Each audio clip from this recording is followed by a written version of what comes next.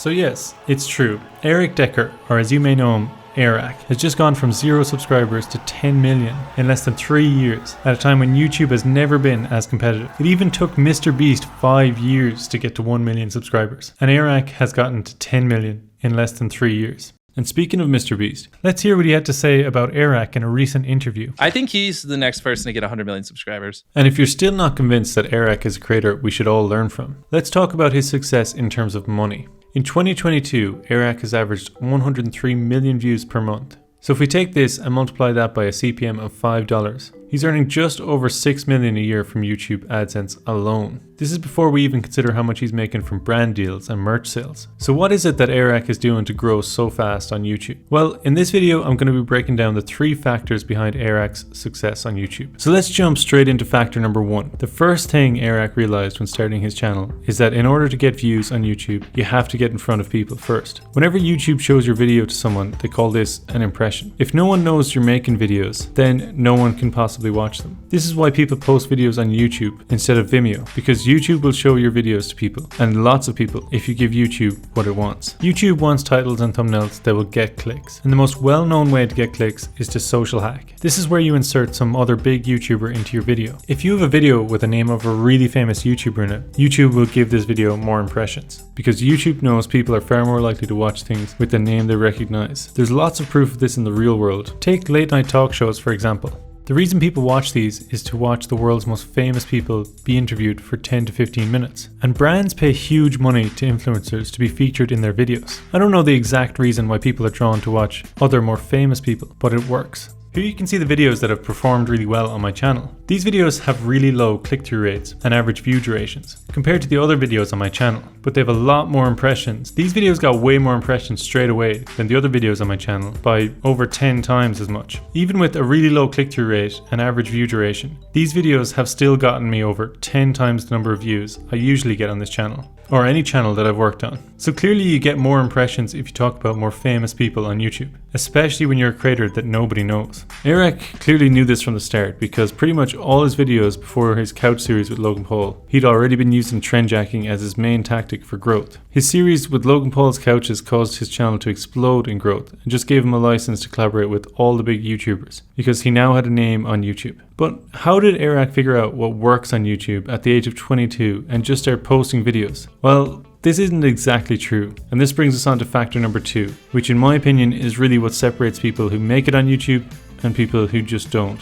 Patience. What I mean by patience is understanding that it really takes a long time to get good at making YouTube videos, and understanding what it is that people want to watch.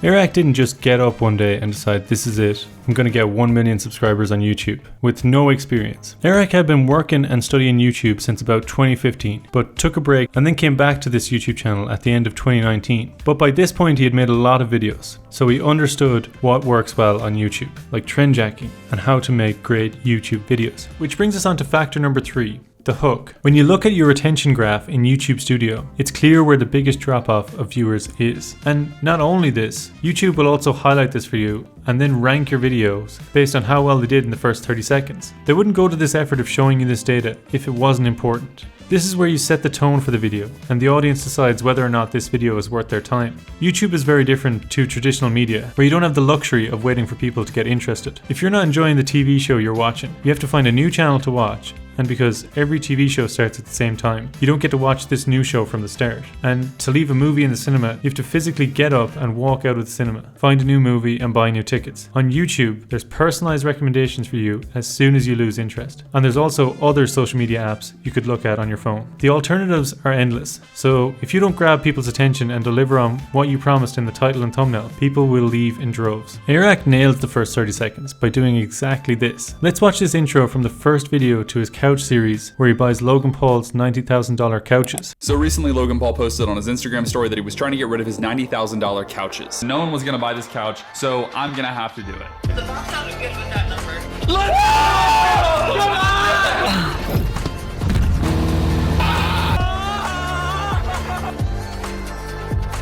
No, Logan's not comfortable at all. I've been in the back of this wall for like an hour now. Okay, let's get him out of the back. So this is known as a cold open intro. This is where you take some of the best pieces of the action from the rest of the video and place those at the start of the video, and then provide some context after this. The reason this works so well at hooking people in is because from the very first second there's action, and it creates these unanswered questions. In your mind you're wondering, what happens after Airrack opened the van? Did they manage to get into Logan Paul's house and buy the couches? Why was Airrack in a U-Haul for over an hour? What happened that caused all this? So you can't look away until you find out the answers to these questions. And the only way to find out is to watch the rest of the video. Most channels think in order to grab the viewer's attention, they need to just cut faster and talk louder. But Airrack doesn't have that many cuts in his intros, and he still gets plenty of views all the time. As long as what you leave in is necessary to the story and delivers on the title and thumbnail, people will watch the video. They click the title and thumbnail because it interests them. So with that said, I would just like to say thanks for watching the video and hope you enjoyed it. If you like this video, make sure to subscribe.